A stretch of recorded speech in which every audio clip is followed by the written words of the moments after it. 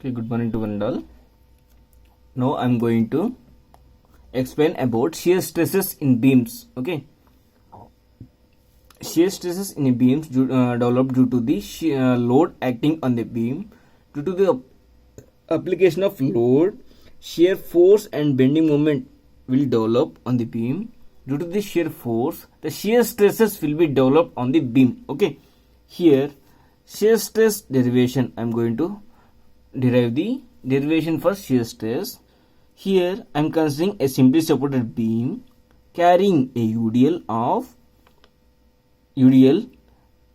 The shear force and bending moment will vary along the length of the beam due to the application of shear force. Okay, consider two sections AB and CD of the beam at a distance of dx apart as shown in figure beam. It is the simply supported beam with length L.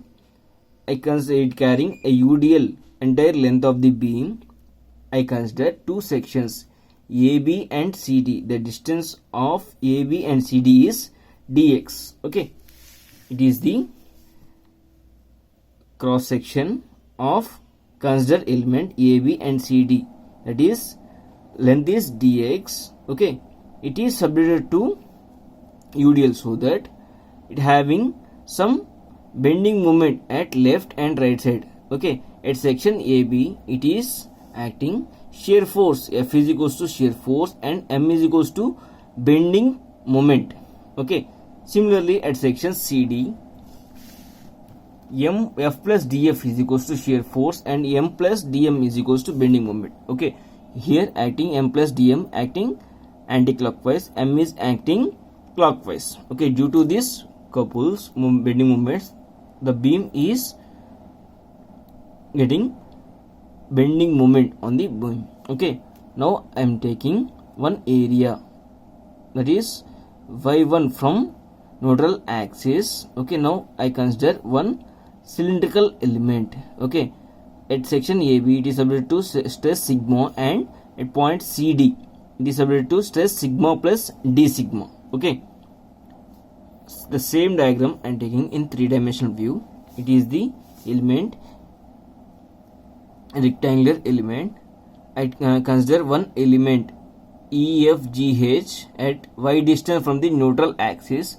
In that area I consider one cylindrical element. Okay, the cylindrical element is subjected to stress sigma and right hand side sigma plus d sigma. Okay, by multiplying with dA we will get the force acting on the element. Okay, by using bending equation, that is M by I is equals to sigma by y. It is the bending equation. M by I equals to sigma by y.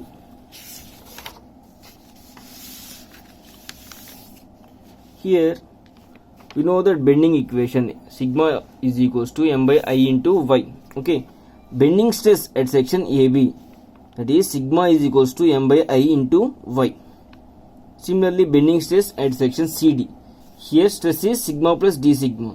So similarly bending moment is M plus dM by I. Okay, it is the bending stress induced at section AB and section CD. Okay, force on the cylindrical element. Okay, we know that formula for stress is equals to force by area. From this equation F equals to sigma into A. Already we know that stress at section AB is M by I equal to y. Substitute this stress value in this equation. Therefore force at section AB is M by I into y into dA. Similarly force at section CD is M plus dM by I into y into dA. These are the forces acting at section AB and CD. We need to calculate net unbalanced force on the cylindrical element.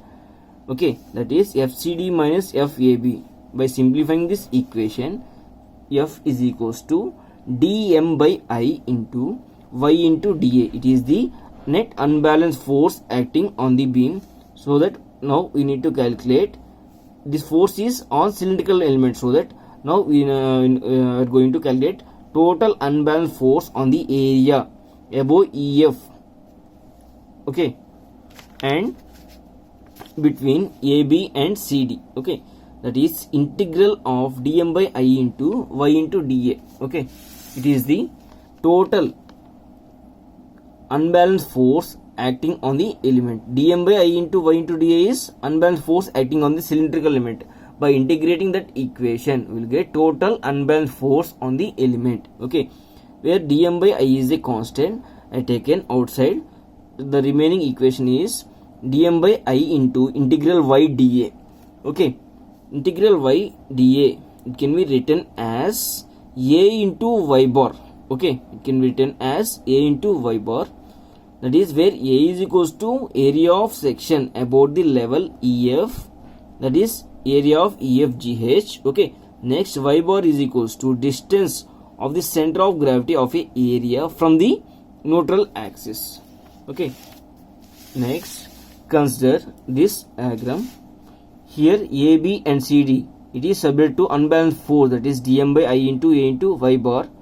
Due to this unbalanced force, the area EFGH is get sheared. Okay, like this. Okay, here the area EFGH is acting at a distance of y1 from neutral axis. Next, y bar is the distance of center of gravity of area EFGH from neutral axis. Okay, due to this unbalanced force, shear forces is acting. Due to this shear force, shear stress will be formed. We need to calculate that shear stress. That is from the above figure. Due to the unbalanced force acting on the part of the beam above the level EF, okay, and between AB and CD as shown figure, the beam may fail due to the shear. Okay, to overcome this failure, the area EFGH will must offer some resistance, shear resistance to the shear force. Okay, this resistance must be equal to the total unbalanced force. So that means shear resistance is equals to unbalanced force.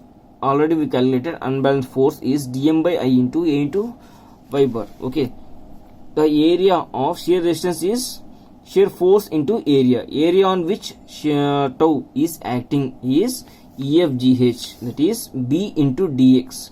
Width of this section is B and total length of the element is dx. Okay, next shear force due to shear stress, that equals to shear stress into area. Shear stress is tau and area is B into dx. Okay, it is the shear force acting on the element.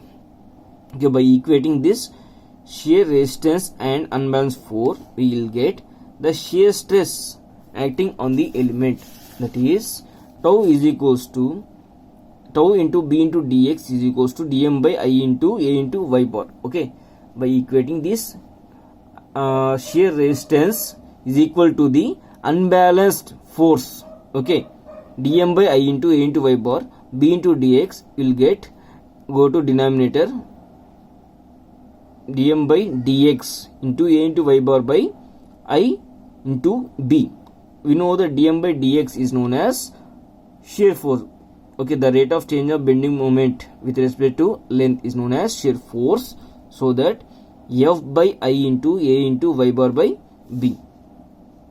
The above equation can be written as shear stress tau is equals to F into a into y bar by I into B.